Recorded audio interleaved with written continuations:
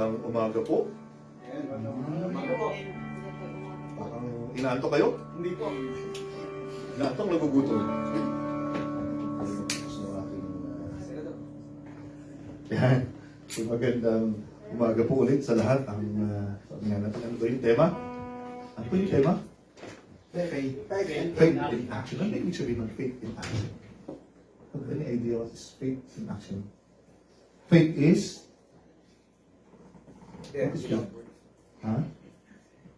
Faith without words? Ano? Faith is dead without action. Faith is dead without action. No? Ang pananampalataya daw ay patay pag walang gawa. Sinabi ni Santiago, no? Hebrew 11. James chapter. What is faith? What is faith? Hebrews, what is faith? Hebrews 11. Sinabing faith in action, dapat daw yung pananampalataya ay nagkakaroon ng hakbang. Actually,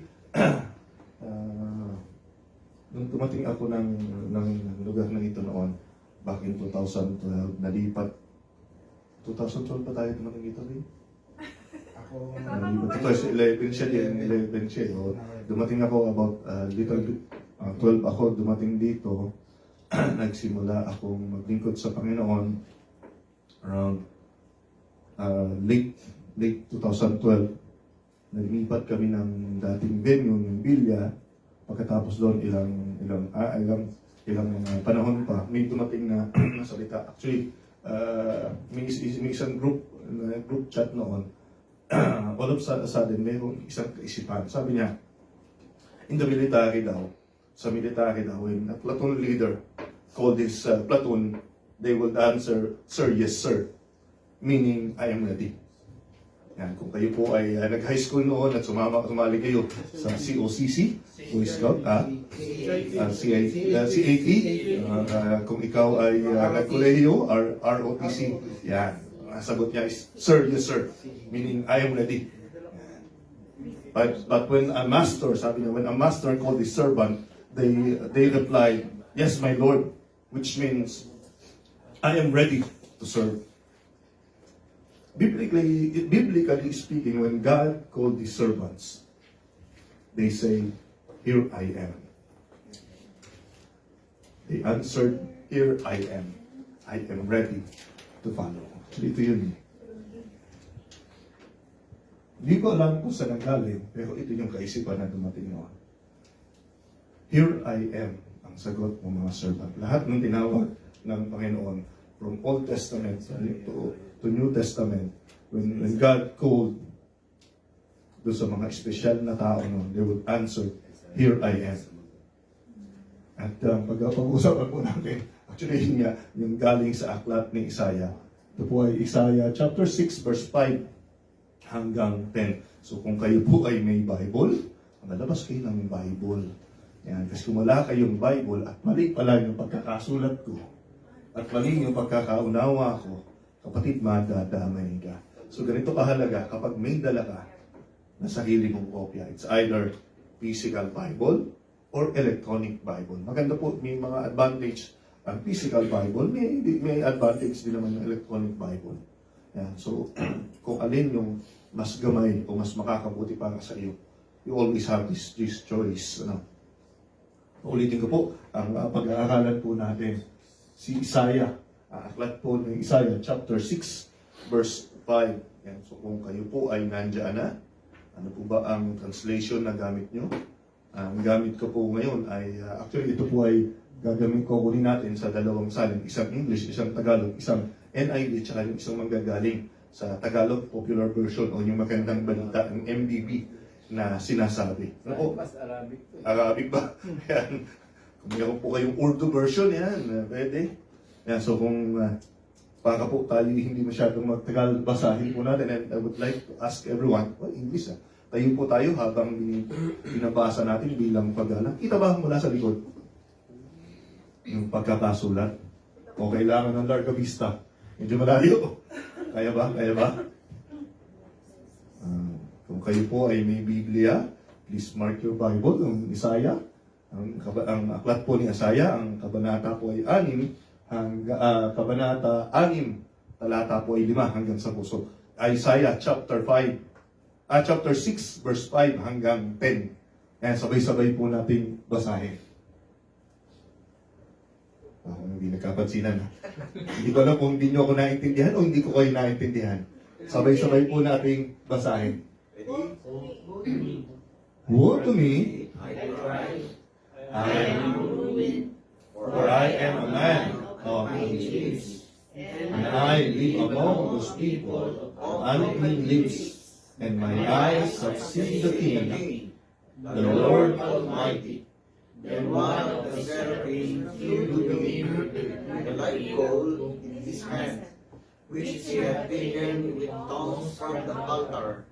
With it touched my mouth and said, See, this has touched your lips, and your guilt is taken away, and your sin atoned for. Then I heard the voice of the Lord saying, Whom shall I send? And who will go for us? And I said, Here I am, send me.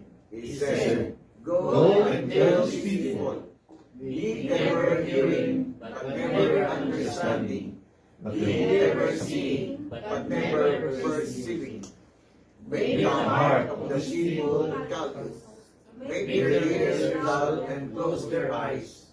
Otherwise they might see with their eyes, hear with their ears, understand with their hearts, and turn and be healed. Dali po, tingnan natin sa Tagalog. Ito po, mas mababaw-babaw na Tagalog. Basahin natin ulit. Sinabi ko sa kawawa ako sapagkat ako'y makasalanan. Mula sa isang langit na makasalanan, mapapahamak ako sapagkat nakita ko ang hari si Yahweh, ang makapangyarihan sa lahat. Pagkatapos, may isang serafim sumipit ng baga mula sa altar at lumipad patungo sa akin. Ibinagdi niya ang baga sa aking labi at sinabi, Ngayon, naikampi na sa iyo, mga labi, pinatawad na at nilinis na ang iyong mga kasalanan. At narating mo aking Yahweh na nagsasabi, Sino ang aking ipadadala? Sino ang magpapahayag para sa akin?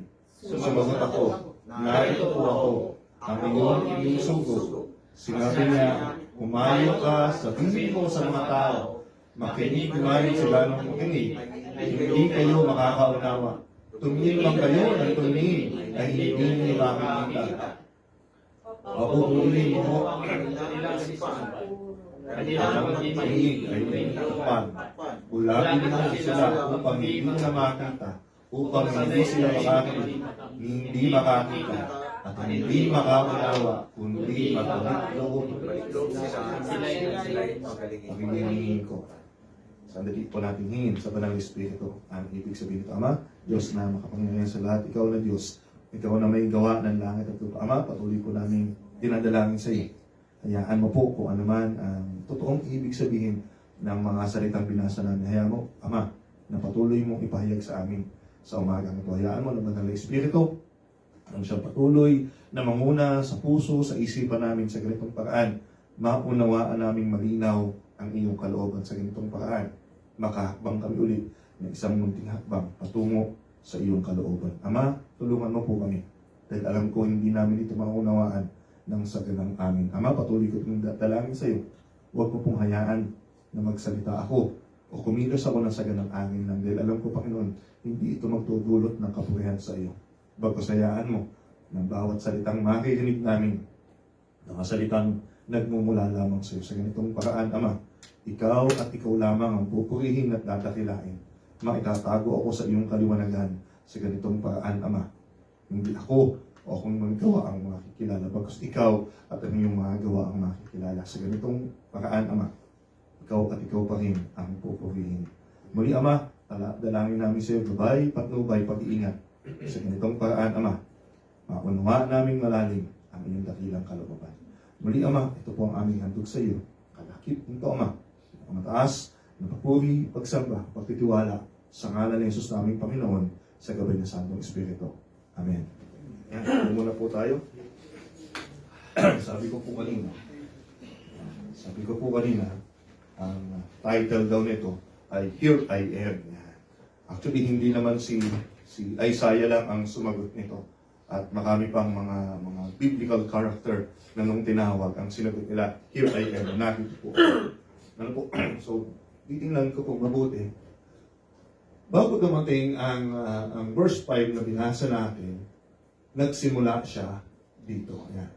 Yung verse 1, sabi niya, noong taong namatay si Haring, Yes. Osias, nakita ko si Yahweh na nakaupo sa isang pagkataas-taas na trono. Ang laylayan niya, ang laylayan ng kanyang kasuotan ay nakalatag sa buong templo.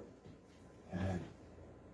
Ang mga silapin sa kanyang ulunan, ang bawat isa ay may 6 na pakpak, ang dalawa ay pantakip sa mukha, ang dalawa ay pantakip sa paa, ang dalawa ay ginagamit panlipad. Sinasabi nila sa isa't isa ang ganito, banal, banal, banal si Yahweh, ang makapangyarihan sa lahat. Ang buong daigdig ay napuspos ng kanyang kaluwalhatian. Sa lakas ng kanilang tinig ay nahihinig ang mga pundasyon ng templo at ang loob nito'y napuno ng puso. Yan. Nakita, actually hindi siya physical na nakita ni Isaiah. Siyang pangitain na nakita po ni Isaiah. Ganito nagsimula ang lahat. Sa isang pangitain, nung patay na ang aking Osias, nakita sa pangitain ni Isaiah ang kaningningan ng Diyos. Hindi yung actually yung mukha, bagkus yung kaningningan ng Diyos. Tingnan natin. At ano naging epekto nito sa kanya? Doon niya sinabi na kawawa ako sapagkat ako'y isang makasalanan, mula sa isang lahing makasalanan, mapapahamak ako pagkat nakita ko ang haring si Yahweh na makapangyarihan sa lahat. Pagkatapos ng isang sirapin, imagine niyo po yung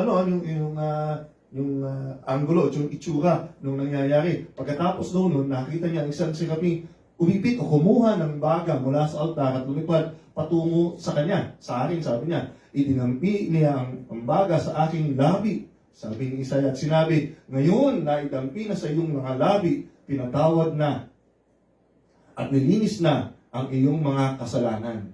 At narinig ko, sabi ulit ni Isaiah, narinig ko ang tinig ni Yahweh na nagsasabi, sabi ng Diyos, sino ang aking ipadadala? Sino ang magpapahayag para sa akin? Sumagot ako, nakita ko ako, iyong isugo.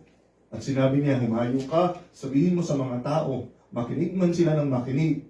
Makinig kayo ng makinig, ay hindi kayo makakaunawa. Tumingin man kayo ng tumingin, ay hindi kayo makakakita.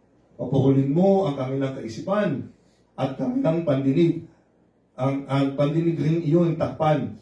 Bulagin mo sila upang hindi nila makita, upang sila'y hindi makadinig, hindi makakita at hindi makaunawa, kundi baka magbalik loob sila at sila'y pakinggan ko pa. Yan. Diyan pala nagsimula. At actually, palibasing English po, yung ginamit ko, actually ito yung English version ng NIV, may 3 bagay akong nakita. Una, admission. Actually, hindi lang siya basta admission. Isang malalim, sa Tagalog ano yung admission? Pagkilala, pagtanggap. Ang sinabing admission of sin, pagtanggap. Actually, isang malalim na ibig sabihin pag sinabing admission of sin. Ano po? Pangalawa is forgiveness of sin at syempre yung huli, yung willingness to serve. At titingnan natin siya unti-unti. Pag sinabi mo pong admission of sin, hindi lang yung basta sinabing, alam ko naman, may pagkukulang ako eh. No, hindi siya ganun. Pag sinabing admission of sin, isang malalim na pagkaunawa na intindihan mo kung gaano kalaki o gaano kasama yung itsura ng ginawa mo. Nandiyan mo kayo? Hindi ay pwedeng, hindi, alam ko naman, pakipakayos naman tayo, may pagkukulang. Ito yung karaniwang sinasabi natin pagka pinipilit natin i-justify na lahat naman may pagkukulang. At kung titingnan po natin mabuti, hindi na intindihan ito ni Isaiah hanggat dumating yung araw na totoong nakita niya yung kaniningan ng Diyos. Nandiyan kayo? Bago niya sinabi ni Isaiah Yung woe to me, o sinabi ko, kawawa ako sapagkat pagkat ako ay isang makasalanan at mula sa lahing makasalanan, mapapahamak ako sapagkat nakita ko, sabi niya, nakita ko ang Haring si Yahweh na makapangyarihan sa lahat. Para masabi mo na isa kang makasalanan, o para maintindihan mo kung gaano kalalim yung kasalanan, para lubusan mo yan, para lubusan mong maunawaan kung gaano kabigat yung ginawa mo, kinakailangan mangyari mo na yung nakita mo. Pag sinasabi mong nakita ko ang kaluwalhatian ng Diyos at hindi lumutang yung karumihan mo, kapatid, may problema. Baka hindi mo talaga nakita yung kaluwalhatian ng Diyos. Kaya ang tingin mo sa ginawa mo, mababaw lang. Kaya ang dahilan mo, hindi lahat naman to. Alam ko naman, may pagkukulang ako. Walang totoong pagkilala na pagkamali-mali pala yung buhay ko. Nandiyan po kayo. Ito yung isang problema, actually, hindi lang ng sanlibutan, na kuminsan nagiging problema ng Kristiyano ngayon. Kaya, pasway-sway lang, sabi nila, pakuya-kuya-kuy lang. Okay lang. Na hindi big issue sa kanya ang kasalanan. Makikita mo na ang ginawa mo ay big issue sa harapan ng Diyos pag nakikita mo kung gaano kaluwalhati, gaano kapuro, gaano ka-pure, gaano ka-holy ang Diyos. Di ba sabi ng mga serapin, holy, holy, holy is the Lord. Pinagkadiin-diinan nila kung gaano ka-holy, gaano ka-banal ang Diyos. Hindi mo masasabi ang isang berde ay berde kung wala yung dilaw. Makikita mo yung big difference kapag may comparison. Yan. Makikita mo, masasabi mo ang isang bagay ay maganda o mabuti kapag may kinokomperan ka. Kapag ang pagpapasihan ko ako na makasalanan laban sa isang makasalanan din naman, natural. Kunti lang ang diferensya namin. Nandyan po kayo. Mas malalaman ako, konti pa rin yung diferensya namin. Bakit? Parehas kami makasalanan eh. Yun yung nagiging problema ngayon sa paggaling ko. Si ano nga, hindi mo makakuha nito. Si ano nga, ganito, ganyan. Si ano nga, tagal-tagal na dito. Hanggang ngayon, ganyan-ganyan pa yun eh. Diba? Madaling mag-justify kapag ang pinagkukumpiran mo is yung ibang tao na alam mo may kasalanan din naman. Madaling mag-justify, hindi, mas magaling kaya ako dyan. Mas magaling kaya ako dyan. Bakit? Pinagbabasihan mo, mahina din eh. Diba? Pero pag ang magbabasihan mo ay yung kaluwalhatian ng Diyos, doon mo makikita yung totoong ibig sabihin ng kasalanan. Doon mo lang totoong maaamin kung ano yung kasalanan. Naalala niyo po yung dalawang nakapako sa tabi ng Panginoong Kristo. Luke chapter 23 verse 39. Actually verse 41. Sabi niya, naka-highlight ko sa ayan, naka-highlight pala sa English. Sabi niya, sabi sa 39, sabi nung dalawang, actually ito yung dalawang nakapako sa tabi ng Panginoong Kristo. Sabi niya, tinuya ng isa sa mga salahing nakapako sa tabi niya Jesus Christ, ha? Hindi ba ikaw ang Kristo? Sabi nung una. Iligtas mo ang iyong sarili, pati na rin kami. Magaling, ano? Ngunit pinagsabihan siya naman ito ng kanyang kasama. Sabi nung kasama, nung pangalawang magnanakaw, sabi niya, wala ka bang takot sa Diyos? Ikaw ay pinaparusahan ng katulad din niya. Referring to Jesus Christ, sabi niya. Anong sabi niya sa 41? Tama lang na tayo'y parusahan ng ganito dahil sa ating mga ginawa. Yan. Bakit naging tama na siya yung parusahan? Di ba magnanakaw sila? Pwede namang patawarin na lang. Pwede na paluin na lang, ikulong na lang. Pero ang sabi niya, ngunit ang taong ito'y walang ginawang masama. Pinakita o pinakinikilala nung pangalawang magnanakaw kung gaano kadalisay ang pamumuhay na ginawa ng Panginoong Kristo compare sa Kanya. Kaya niya tanggap na tama lang na gawin sa atin. Kulang pa nga ito kung tutukusin eh. Dahil nung araw na hindi pa niya nakikita ang Panginoong Kristo yung ginagawa niya, okay lang. Kaya alam naman ako nagnanakaw kasi nahihirap ang buhay namin. Wala kasi trabaho eh. Wala kasi sapat na pagkakakitaan. Kinarir kasi may dahilan. Nung na-meet niya ang Panginoong Jesucristo, nagbago. Hindi magbabago o hindi mo maaamin ang totoo mong kasalanan hanggat hindi mo naiintindihan kung gaano ka-pure, gaano kabanal ang Diyos. Mangyayari lang ang totoong admission of sin kapag naintindihan mo kung gaano kabanal ang Diyos. Kapag kino-compare mo na yung sarili mo laban sa ginawa ng Panginoong Diyos, ikaw at siya, doon mo lang totoong makikilala kung gaano kasama yung ginawa mo. At pag hindi mo nakita kung gaano kalalim yung kasalanan ginawa mo, you can never say, "Here I am, Lord. Send me." But I am ready to follow. Mahirap sumunod sa isang Diyos na unang-una, hindi mo naman nakikilala. Baka masama loob nila. Nagkakaintindihan po tayo. Ulitin ko, madaling sabihin, alam ko naman, may papukulang din ako. Baka bang minimal, baka konti lang, baka pwedeng palagpasin. Pero pag nakita mo yung ginawa ng Panginoong Jesucristo, kung ano yung sinakripisyo ng Diyos para sa iyo, na sa lahat ng hirap na ginawa na nangyari, hindi siya nagbago. Compare sa atin, napintasan lang, ayaw na. Yan, nasabihan lang, titigil na. Wow. Ikaw pa, sabi nila, ikaw pa may gana magtampo. Wow, galing ano. Bakit? Kasi nga, alam ko naman lahat tayo may pagkukulang. Isang napakalipis at pinakamadaling sabihing alibay. Pero ang tanong, may nangyayari ba mula dito sa pagkukulang na to? Kinikilala mo ba, kagaya ng Isaiah, sabi niya, kawawa ako sapagkat ako'y isang makasalanan. Actually, pag titingnan mo sa English dyan, I am ruined for I am unclean lips, and I have lived among those people with unclean lips, and my eyes have seen the King.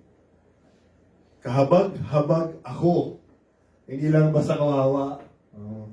Pag hindi ka nasama sa outing, ay kawawa. Hindi ganun.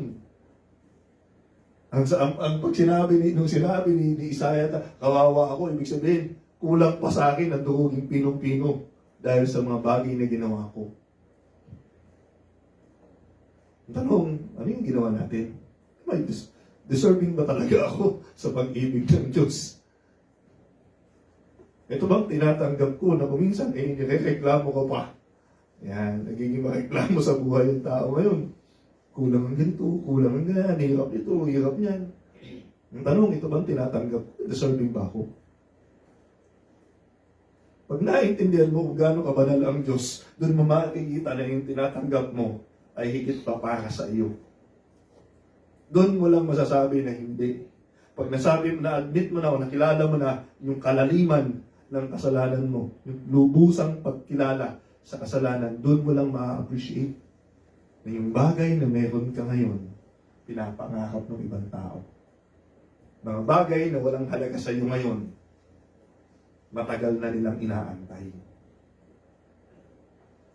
Alam ko noon na nabanggit ko nung akala nila naging catchphrase ni Kuya Vic yung pinagpala kahit di ka dapat. Pag naintindihan mo kung gaano kabanal ang Diyos at sa kabila nito may tinatanggap ka, doon mo lang masasabi yun. Na ika'y pinagpapala kahit hindi ka naman karapat-dapat. At dahil ika'y pinagpapala nang hindi ka karapat-dapat, wala nang dahilan para magreklamo. Nandiyan po kayo? Parang masama loob nila sa akin. Usat po tayo. Tingnan natin, sabi niya, forgiveness of sin. Pag nakilala mo na, yan, ang susunod na step kasi niyan, kapag naintindihan mo na, yung kalaliman ng ibig sabihin ng kasalanan, hindi generally ha, ikaw at ang Diyos, kagaya ni Isaiah, pag nakita mo na yan, doon mo maiintindihan ng ginawa ng Diyos ay ganito. Sabi niya, pagkatapos ng isang siraping sumipit o kumuha ng baga mula saan? Saan daw galing yung baga? mula sa altar. Nasaan ba ang Diyos? Di ba nandun sa altar? Sabi niya, mula sa baga, pagkatapos may isang serapin na kumuha ng baga o sumipit ng baga mula sa altar at lumipad patungo sa kanya, sabi niya, at idinampi niya ang baga sa labi ko, sabi ni Isaiah, sa aking labi, at sinabi ano? Ano sabi ng serapin? Ngayon, ano? Ngayon, pakibasa po. Naidampi na sa iyo, tinatawad ka na at nalinis sa iyong mga kasalanan. May ginawa ba sa Isaiah? May physical bang kilos si Isaiah bago siya pinatawad? Sino ang kumilos para pinatawad, para tumanggap ng kapatawaran? Si Isaiah ba? Hindi. God sent someone sa katao sa anyo ng serapin para si Isaiah ay tumanggap ng kapatawaran.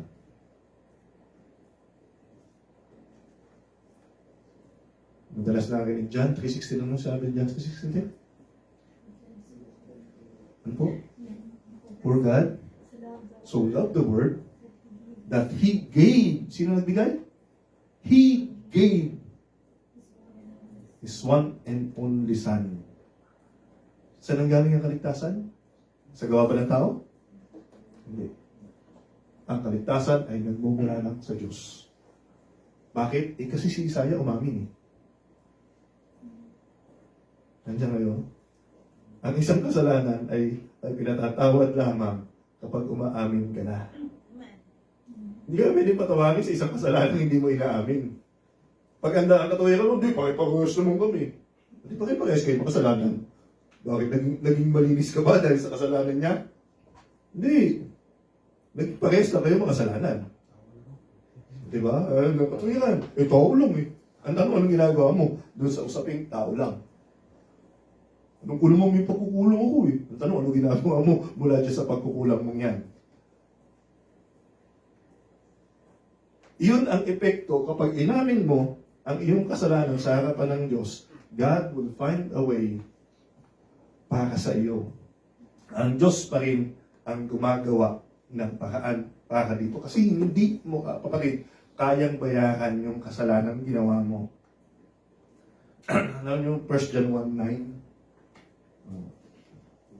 Sabi niya, subalit kung ipapahayag natin ang ating sa kasalanan, maaasahan nating tayo at patatawarin tayo ng Diyos at ang mga ito'y lilinisin tayo sa lahat ng ating kasalanan. Si Isaiah, umamin siya na siya'y makasalanan. Hanggang hindi mo nakikita, ulitin ko, hindi mo naunawaan kung gaano kalalim yung kasalanan, nanlubusan kung gaano kalaki yung kasalanan ginawa mo, hindi ka patatawarin ng Diyos. Dahil kapag kinilala mo na yung pagkukulang mo sa harapan ng Diyos, doon ka palang bibigyan ng kapatawaran ng Diyos, kagaya kay Isaiah. Liwanagin natin, si Isaiah po ay hindi basta-basta. Isa siyang propeta. Isang propeta na umaamin sa kanyang kakulangan. A chosen by God. Tapos ako, magmamalaki, hindi mo nakukuha yun nila eh. Bakit? Diba? Kaya hindi dumadating yung kapatawaran sa kasalanan kasi may pagmamalaki pa. Pag nakinilala mo na yung kasalanan mo, bibigyan ng paraan ng Diyos na mapatawad ka. Yun ang dahilan kaya ipinadala ang Panginoong Jesucristo. Ang Panginoong Jesucristo, ito yung baga na nagmula sa altar ng Diyos. Di ba sabi ng Panginoong Jesucristo, sino ba ang aakyat? Di ba yung galing doon? Referring to Himself. Siya yung baga nung panahon ni Isaiah na idinikit sa kanyang labi. Kasi ang problema ni Isaiah, marumi yung kanyang labi. Nagkakaintindihan tayo? Ang Diyos ang magbibigay ng kapatawaran sa iyo kapag kinikilala mo na yung kasalanan mo. Marami ang naglilingkod sa church. Akala nila ito yung paraan ng salvation. Oh, no. You can never serve God enough. You Ikaw pwedeng magbigay ng sapat na panahon, sapat, ay nagpatayo ka pa ng pagkalaki-laking bahay, panambahan. Sa lahat ng dako ng daigdig, hindi ka maliligtas niyan. Naalala niyo sabi ni Pablo, kahit bigay ko man yung sarili ko bilang susunuging handog, hindi pa kinito sasapat pag walang pag-ibig. Pag wala si Yeso Cristo doon sa ginagawa, sa likod ng ginagawa niya, hindi si Yeso Cristo, wala ding halaga ito. Speaking of Paul, naalala niyo po, Acts wala dito. Acts chapter 9, verse 9. Ang sabi niya dito,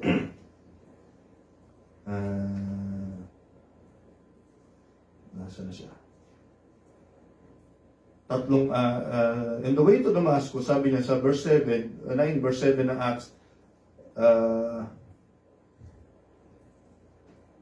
natitihan ng mga kasama ni Saulo, narinig niya ang tinig, ngunit wala silang nakitang sinuman. Tumindig si Saul at dinilat ang kanyang mga mata. Ngunit, kunin natin sa bandang taas, pakiangat mo ng konti. Sa 4. 3, sorry. Verse 3. Wala kang Tagalog dyan, te. Yan. And what? Ayan. At kanyang paglalakad ay nangyari na siya lumapit sa Damasco at pagkadakay lumiwanag sa palibot ng isang ilaw mula sa langit. Verse 4. At siya ay nasubsob sa lupa at narinig ang isang tinig na sa kanya nagsasabi, sa ulo, bakit mo ako pinag-uusig? Sabi niya, nung boses, sabi niya, at sinabi niya, sino ka baga, Panginoon? At sinabi ko, ako si Yesu Cristo na iyong pinag-uusig. Yan. Ngunit tumindig ka at ikaw ay pumasok sa bayan at salitain sa iyo ang dapat mong gawin. 7. At ang mga taong kasama niya ay naglakad at nagtatahilan. Binibitbit siya, inaakay siya, na hindi nakapagsasalita, na nakakarinig ng tinig, katapwat walang nakita ang sinuman. So bulag, walang makita si Saulo. At nagtindig siya sa lupa, sa Saulo, at pagkadilat ng kanyang mga mata, di siya makakita ng anuman. At ang kanilang inaakay sa kamay, papasok ng Damasco sa pagdating sa 9, 9? At siya'y 3 araw na walang paningin at At hindi kumakain, ni umiinom, ni naman. Ba't hindi siya kumakain? Kasi walang paningin. Walang paningin? Ba't ba yung pinagkakain? Diba? Ba't di siya umiinom? Kasi walang paningin. Hindi kumakain si Pablo kasi na-realize niya na buong buhay niya ay isa palang malaking pagkakamali. Pag naintindihan mo na buong buhay mo, isa malaki palang pagkakamali, may dahilan pa ba para maging masaya? Hindi wala ka ng dahilan para kumain o uminom. Hindi lang makuha patay ni Saul o ni Pablo yung kanyang sarili. Hindi lang niya makuha magpakamatay kasi alam niya malaking kasalanan lalo ito. Ang laki na nga ng kasalanan ko, dadagdagan ko pa. Doon dumating yung kapatawaran sa kanya. Ay, wala ito eh. Yan.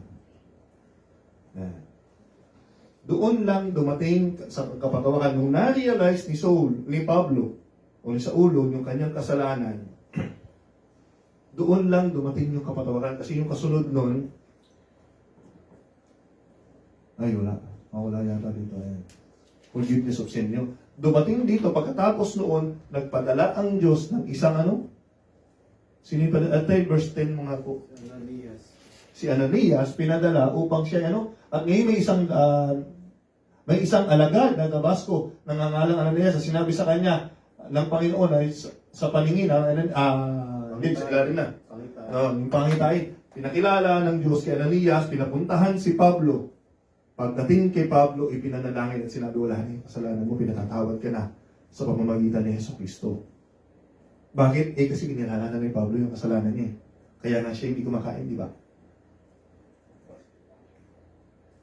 Ito dapat ito yung susunod na maging epekto pag kinikilala mo na yung sarili mo bilang isang makasalanan. Ang Diyos mismo ang magbibigay ng paraan para patawarin ka. Ulitin ko. Tanong, kinikilala mo ba yung kalaliman ng pagkukulang mo sa Diyos? Nandiyan po kayo. Kasi hindi kami ulitin ko. Una-una, hindi mahirap paglingkuran ng Diyos na hindi mo nakikilala. At isang bagay sigurado, hindi mo mapaglilingkuran ang Diyos unless kinikilala mo siyang bilang Panginoon at tagapagligtas. You can never say, "Here I am, Lord, send me." Bakit? Una-una, hindi mo naman siya kinikilala. Pangalawa, hindi mo nakikilala kung gaano siya kabanal. At syempre, higit sa lahat, hindi ka pa naman niya pinapatawad eh. Kasi ayaw mong umamin. Ano po kayo? Ang pag-amin ay nagre-resulta ng kapatawakan.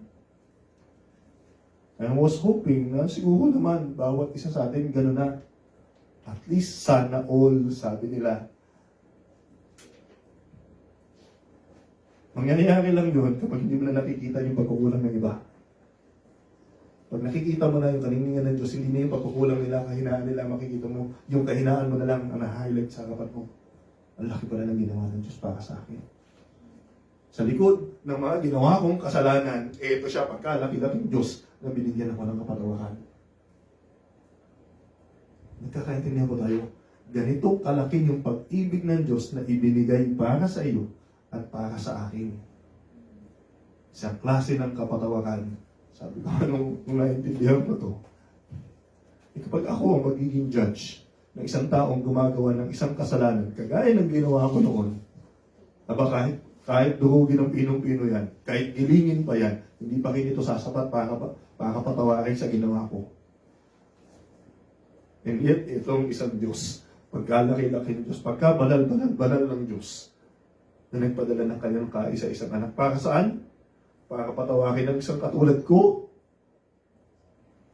na makasalanan, na ni ako hindi ko kayang bigyan ng kapatawaran yung ginawa ko. Kung makikita kong ginagawa ito ng ibang tao, ganon kalaki yung pag-ibig ng Diyos. Ang naging epekto sa kanya, nagkaroon siya ng willingness to serve. Bakit? Kasi nakita ni Isaiah kung ano yung ginawa ng Diyos eh. Sabi niya, and he heard the voice saying, "The Lord, whom shall I send? And who will go for us?" And he said, "Here I am. Send me." Ang sabi ng Diyos, nakinig ko ang tinig na sinasabi ni Yahweh, sino ang aking padadala? Sino ang aking magpapahayag para sa akin? Oo, inilala mo yung kasalanan mo. Oo, pinatawad ka na ng Diyos. Ano, ganun na lang ba yun? Sapat na ba na tuwing araw ng pahinga, pupunta ako sa gawain? At pag may panahon, dadalaw ko ng panalanginan. Kung may panahon, kung may panahon. Hindi na gumagawa ng panahon. Yan. Problema ngayon, patay na si Ernie Baron, tagapahayag ng panahon. Paano ka magkakapanahon? Ganun-ganun na lang ba yun? Ang pananampalataya na binigay sa iyo ng Diyos, sinasabi natin, faith in action, kinakailangan may nangyayari. Pagkat ang pananampalataya walang gawa ay patay. Pananampalataya walang gawa ay patay. Sabi ng Diyos, sino ngayon ang magpapahayag para sa atin? Sino yung padadala ko? Sabi niya, narito po ako. Here I am, Lord. Send me. Malalaman mo lang na malalaman mo na totoo yung pagsisisi mo sa lahat ng ginawa mo dahil ikaw'y pinatawad na at dapat magresulta siya ng willingness to serve. Na handa ka na magsakripisyo. Hindi ko sinasabing magpakamatay ka para sa Diyos. Kasi unang-una, ang Diyos ang nagpakamatay para sa iyo. Hindi ka pwedeng magsakripisyo dahil ang Diyos mismo ang nagsakripisyo para sa iyo. Ang magagawa mo lang, pasalamatan siya. Paano? Sumunod sa kanyang pagkakatawag sa iyo. Paano ka ba tinawag? Paano mo ba narinig ang salita na nagsasabi, sino yung padadala ko? Sino ngayon na magpapahayag?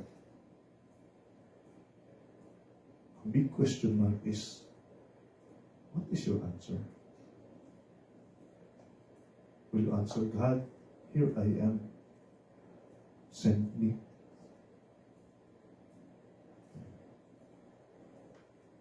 Kung sinasabi mo na, hindi, alam ko na yun, narinig ko na yun, sinagot ko na yun, tanong, ano yung resulta?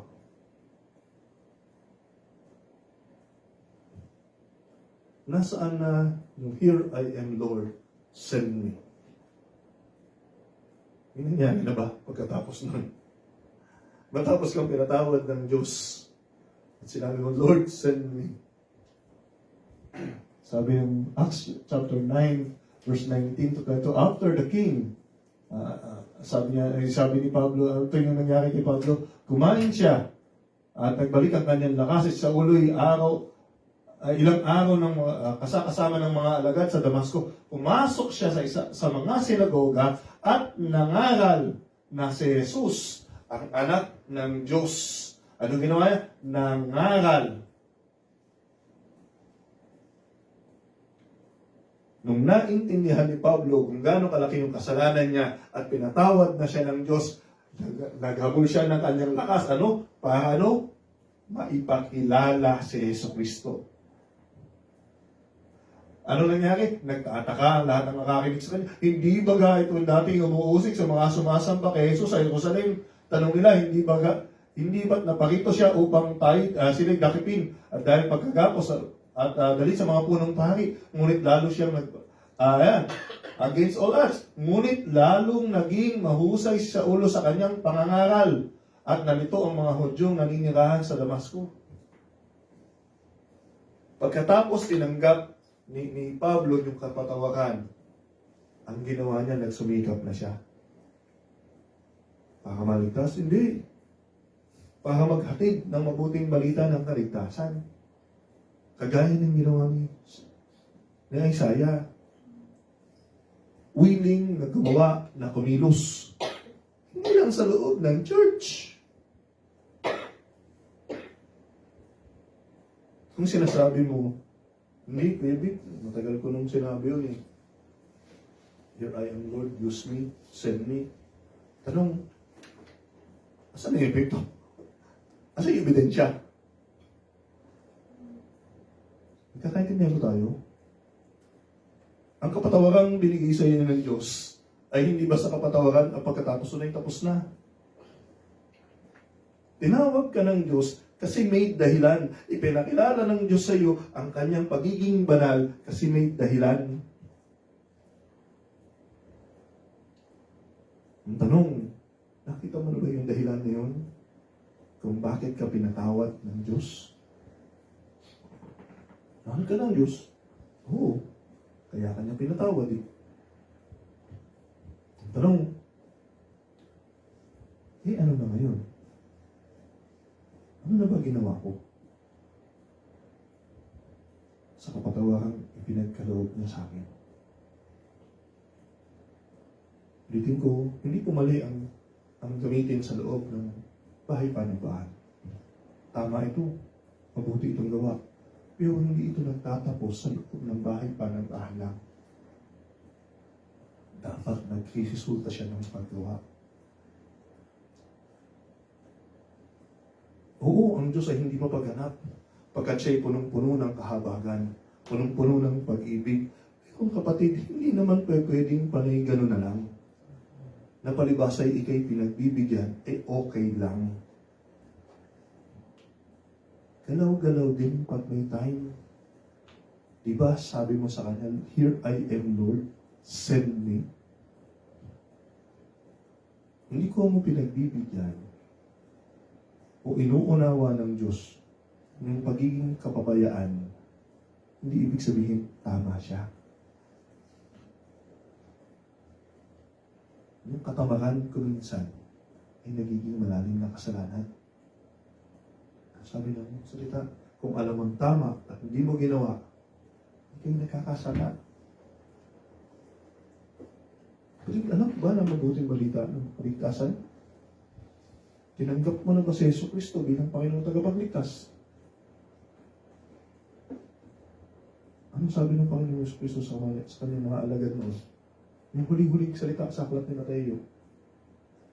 lumakad kayo, gawin ninyong mga alagad ko ang lahat ng bansa. Bautismo sila sa pangalan ng Ama, ng Anak, at ng Espiritu Santo. At ituro sa kanila ang lahat ng itinuro ko sa inyo. Ito dapat na nagiging epekto sa atin. Hindi kaya kailangan naman, sabi nila, parang rocket science na mathematics. Hindi. Simple lang. Kung naiintindihan mo na isa kang makasalanan at naunawaan mo na ikay pinatawad ng Diyos, dapat may epekto sa iyo to. Dapat may ginagawa ka bilang kapasalamatan man lang. Isipin mo, gaano kalaki yung pagpapatawad na binigay sa iyo ng Diyos. Kung kinikilala mo yung pagpapatawad ng Diyos, hindi ba pwedeng nakatunganga ka, kapatid? Hindi sabi ko naman, isang pastoral namin ko, kung ikaw ay pinatawad ng Diyos, sa totoong kinilala mo siya bilang Panginoon at tagapagligtas, hindi ba pwedeng hindi ka magiging manggagawa? At hindi ka mo kailangan magkaroon ng titulo para ikaw ay gumawa. Gagawa at gagawa ka ng paraan para magpaglingkuran yung Diyos na kinikilala mong Panginoon. Bakit ipinatawad ka sa pagkalaki-laking kasalanan? Ano sabi ni Isaiah? Kawawa ako. Dahil marumi ang aking labi at ako'y namuhay kapiling ng mga taong marurumi din ng labi. Dito nagsisimula ang lahat. Mga bagay na dapat hindi kinakalimutan ng isang Kristiyano. Dahil pag nakalimutan mo, na pinatawad lang. Bakit may lang, Kuya Big? Kasi hindi mo, pag nakalimutan mo na pinatawad, isang araw, nakaangat mo yung paa mo sa lupa. Malaki ka na kumpara sa iba. Magaling ka na kumpara sa iba. At pag nangyari yun, nabaliwala na yung kapatawakan tinanggap mula sa Panginoon. Yung mabang na yan po kayo. Hanggat naalala mo na ikaw ay isang makasalanan at ikaw pinatawad lang ng Diyos, kapatid, dapat nag-i-epekto siya sa paglilingkod. Dapat nagbibigay siya ng pagmamahal sa puso mo na wala kang iniisip kung paano ipakikilala si Yesu Cristo.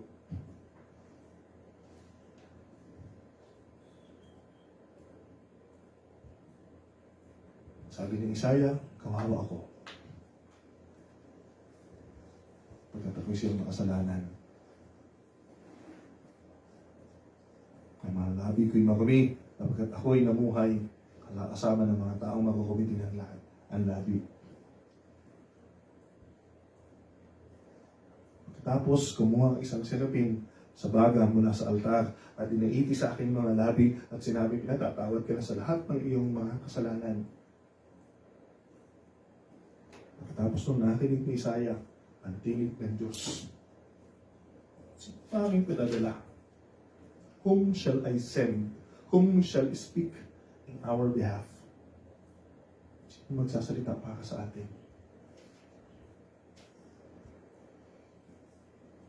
He answered, Here I am, Lord. Send me. Pagiging ko sa iyo sa balita ngayon. Kapatid, mabuti ang Diyos. Mahal ka ng Diyos. At sa pagkakataong ito, walang ibang nais ang Diyos kundi para sa iyo ang mga bagay na makabubuti sa iyo. Ngayon, naghahanap ang Diyos kung sino ang kanyang ipadadala. Sino ang magsasalita para sa Kanya? God had been calling you today. What could be your answer?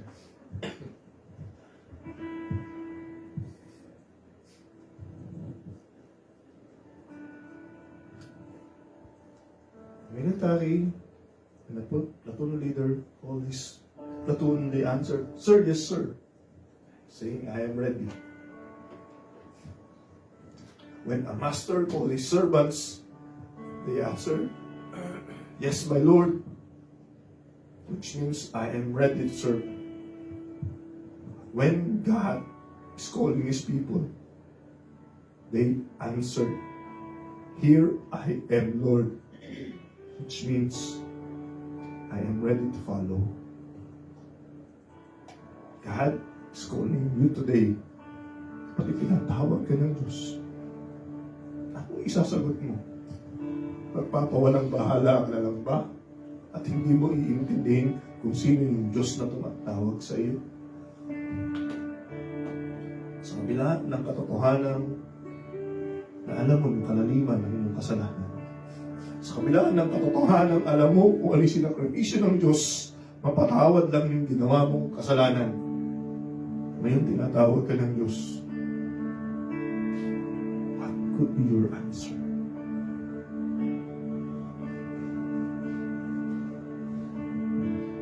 Sabi ng Panginoon, gusto lumakad kayo. Gawin niyo ng mga disipulo ko lahat ng bansa. Bautismohan sila sa pangalan ng Ama, ng Anak, ng Banal na Espiritu Santo, at ituro sa kanila ang lahat ng tinuro ko sa inyo. Tandaan ninyo, kayo sasamahan ko hanggang sa dulo ng daigdig. Kapatid, ang pagsunod sa Panginoon, hindi kanya iiwan, hindi kanya papabayaan, mananatili siya sa tabi mo. Ang kinakailangan lang, are you ready to serve? Are you willing to give up your free time, yung me time, yung panahon ko para sa aking sarili? Kaya ko bang bitiwan para lang maipakilala kung sino yung Jesucristo na nagligtas sa akin? Haba-haba ng oras na inuupos natin sa gadget. Haba-haba ng oras ng kung saan-saan natin inuubos. Dami-daming panahon na naaaksaya. Bakit? Para saan? Di ba pinatawad ka ng Diyos sa pagkalaki-laki mong kasalanan? Ba't hindi mo gamitin yung oras na yun upang lumakad ka at gawing disipulo ng lahat ng tao na makikilala mo? Ba't hindi ka lumakad para ipakilala ang mabuting balita ng kaligtasan? Kapatid, ang pangako ng Diyos, sasamahan ka niya hanggang sa dulo ng daigdig. Sa paglilingkod mo, hindi ka naman mag-iisa. Nandyan pa rin siya para sa iyo. The question, will you answer, "Here I am, Lord, send me"?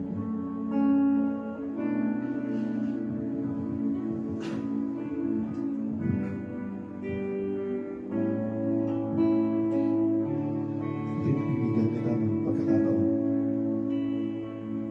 na kausapin ng Diyos. Lord, eto ako. Nasa kabila ng mga kasalanan ko, sa pagkalaki-laki ng kasalanan ko, hindi mong patawarin ako.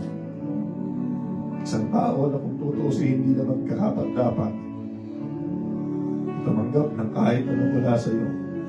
Pero pinili mo, patawarin ako, namalin ako. Bago pa man kita kilalanin, minamahal mo na ako. Pinaglaanan ng pagkalaki-laki. Sa kabilaan ng lahat ng ginawa ko. Isa na provision mo ang Panginoong Jesucristo para sa akin.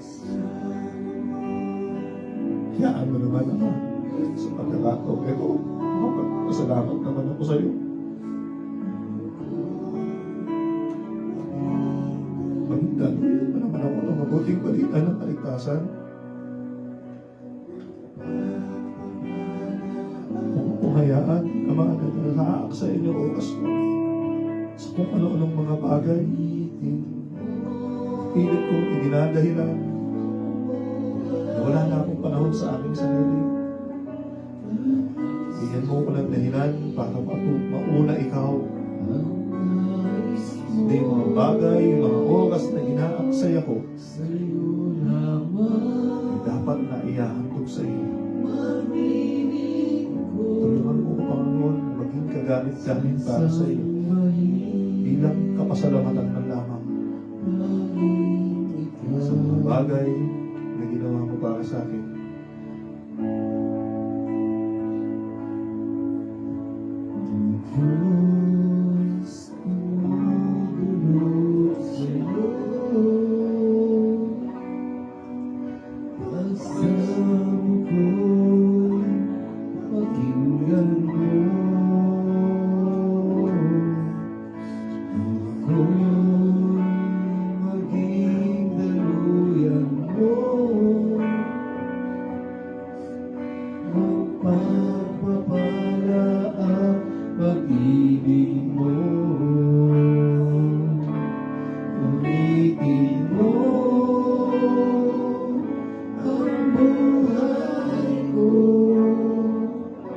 Laging sundin ang nais mo, sa'yo lamang maglilingkod, sasambahin laging ikaw.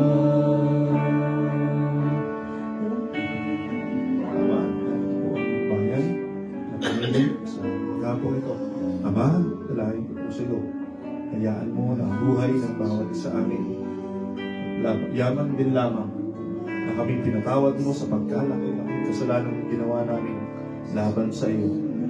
Hayaan mo naman sa pagkakataong ito, after we have admit that we have sinned against you, we understood that you have forgiven us. Give us this will to serve you, to follow you. Ma, hayaan mo mula sa aras na ito, mula sa araw na ito, mabigyan namin ng panahon ang mga bagay na nais mo. Maipakilala ka namin sa lahat ng taong makakasalubong namin na kung paanong kami pinatawad mo, kung paanong kami iniibig mo, gayon din naman sila iniibig mo, nais mo silang katagpuin. Hayaan mo naman, Ama, sa pagkakataong ito, kami maging kagaya ng isang serapin na tagapagdala ng baga upang ang iba ay mapatawad mo din naman. Tulungan mo po kami, Ama, na maging kagamit-gamit para sa iyo. Yaman din lamang kami nilinis mo na, hayaan mo namang makapaglingkod kami sa iyo. Sa ganitong paraan man lamang, Ama, makipakilala namin sa iyo na kami isang mga manggagawang walang dapat ikahiya, mga manggagawang gumagawa na ang pananampalataya namin ay hindi patay, pagkat ang pananampalataya namin buhay na walang ibang iniisip kung paano ikaw ay Diyos ay mapapurihan at madakilan. Ama, dalahin ko po sa iyo, punuin po kami, Panginoon, ng conviction tuwing nag-aaksaya kami ng oras sa aming kwarto, tuwing nag-aaksaya kami ng panahon sa aming mga gadget, sa mga inuubos naming mga oras. Hayaan mo, Ama, bigyan mo na kami ng dahilan upang bumangon, lumabas, makipag-usap sa iba.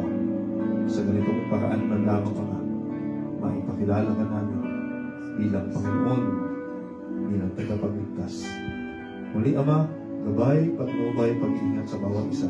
At ang bawat isa, Panginoon, na ito, hindi lamang kami, maging aming sambayan ay pakaingatan mo habang pilit namin sinusunod ang iyong dakilang kalooban. Muli, Ama, ito pong aming patuloy na handog sa iyo. Sa pangalan ni Jesus na aming Panginoon, sa gabay ng Santong Espiritu. Amen.